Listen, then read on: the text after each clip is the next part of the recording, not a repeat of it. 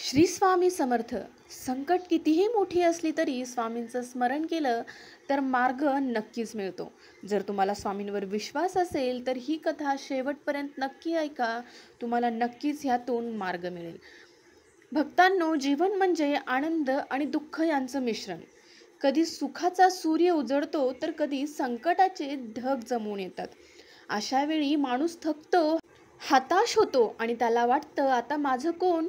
पण हे लक्षात ठेवा, जगात एक अशी करुणामयी शक्ती आहे जी कधीही भक्तांना एकटे सोडत नाही.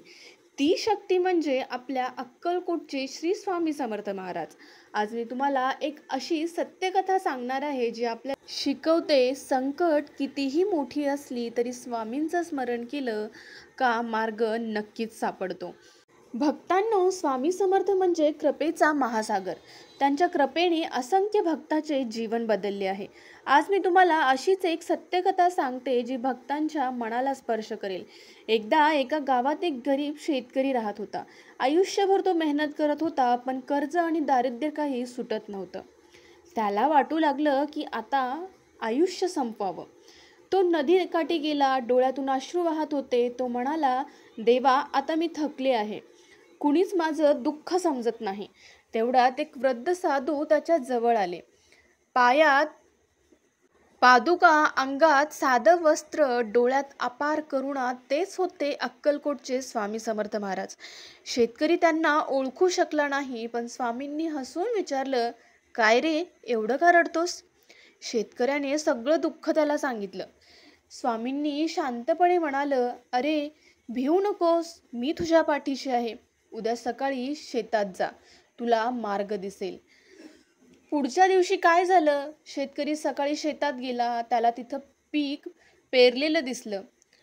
आश्चर्यकारकरित्या ताजं आणि हिरवं दिसलं. त्या दिवशीच गावातल्या एका व्यापाऱ्याने त्याला संपूर्ण पीक विकत घेतलं आणि त्याचं कर्ज फिटलं. शेतकऱ्याच्या डोळ्यातून अश्रू आले. त्याला समजलं, हे साधू दुसरे कोणी नसून स्वामी समर्थच होते. तो पळत पळत स्वामींच्या चरणी गेला आणि म्हणाला, माऊली, तुम्ही मला जगवलत, आता मी तुमचाच आहे. स्वामी फक्त हसले आणि म्हणाले, भिवू नकोस, संकट आली की मी आहेच. सेवा कर, नामस्मरण कर, बाकी सगळं मी पाहेन. ह्यातून आपल्याला ही शिकवण मिळते भक्तांनो. ही कथा आपल्याला हे सांगते की संकट कितीही मोठं असलं तरी श्रद्धा असेल तर स्वामी स्वतः मार्ग काढतात. भक्ताचं प्रामाणिक हृदय स्वामींना लगेच पोहोचतं. खरी संपत्ती म्हणजे पैसा नाही, तर स्वामींचं प्रेम आणि कृपा. श्री स्वामी समर्थ. जय जय स्वामी समर्थ. भक्तांनो, तुम्हाला ही कथा कशी वाटली कमेंटमध्ये नक्कीच कळवा. आणि जर आवडली असेल तर लाईक करा आणि शेअर करा, कारण आम्ही आमच्या चॅनलवर स्वामी समर्थ विचार, प्रेरणा आणि संदेश घेऊन येत असतो. आणि हो, बेल आयकॉन दाबायला विसरू नका, कारण आमचा प्रत्येक व्हिडिओ हा थेट तुमच्यापर्यंत पोहोचण्यासाठी मदत होईल. चला तर मग भेटूया पुढच्या व्हिडिओमध्ये. तोपर्यंत श्री स्वामी समर्थ. जय जय स्वामी समर्थ.